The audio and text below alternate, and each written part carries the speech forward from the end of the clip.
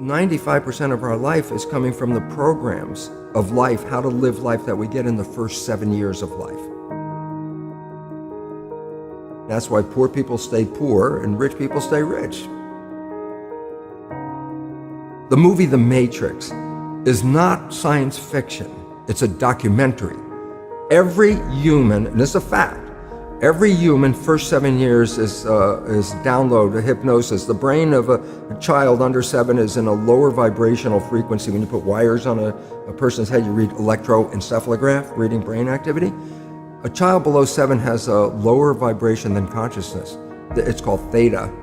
Theta is imagination. Oh, that's how kids play a tea party with mud pies, but to them it's a real thing. A kid rides a broom, it's a horse.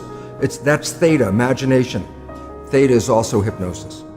And the idea is this: before you can become conscious, if you don't have any programs, what are you going to be conscious of? So nature makes the first 7 years. What kind of programs are required to live on this planet? I say, how do you get them? Theta is hypnosis. You just watch. You watch your parents, you watch your siblings, and your community, because you have to learn how many 100,000 rules. Think about it. Just to be a functional member of a family and a functional member of a community, there are rules. Teach an infant these rules. I say, oh, you don't have to. First 7 years, they observe it and just download it. Look, this is not new. I mean, there's the famous book, Rich Dad, Poor Dad. Sure. And basically said you come from a poor family and you could struggle your whole life and try to get rich, but you're not going to make it. And if you come from a rich family, you could be stupid your whole life and make it. Not because it was thinking, but it was unconscious behavior that was downloaded from rich families into kids, which is unconscious. So they're making the right moves unconsciously.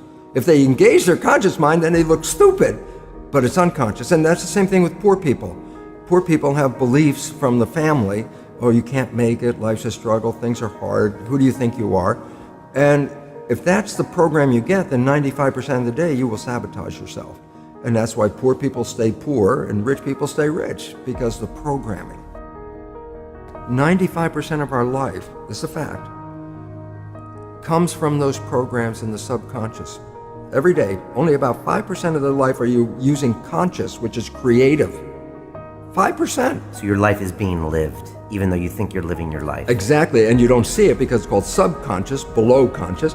And the Jesuits, for 400 years, they were boasting. People didn't understand. They say, give me a child until it's 7 and I will show you the man.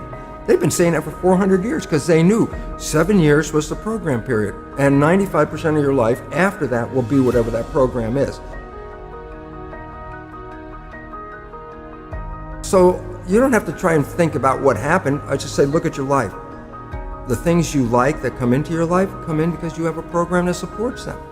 But anything you struggle with, work hard at, put a lot of effort into making it happen, why you're working so hard, inevitably you have a program that doesn't support that conclusion and you're trying to override the program.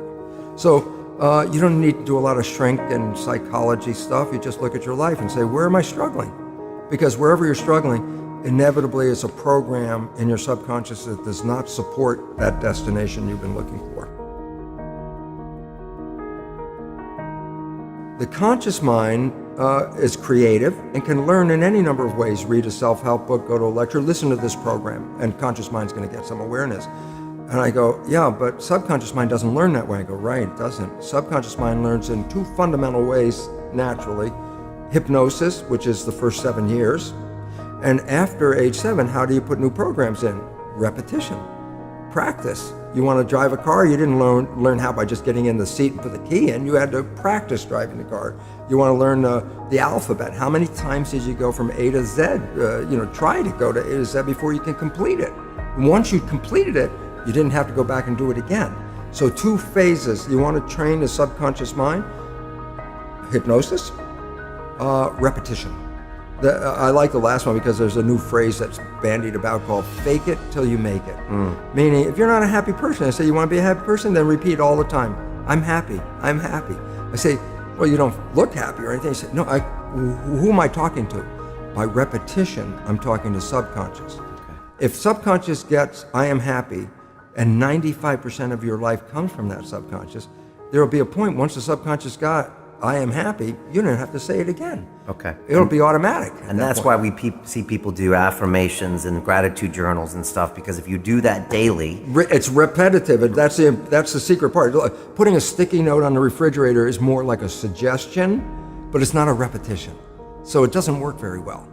But you have to do, repetition is a habit. It's making habit. So you got to do something religiously in a sense of repeating it to make it work.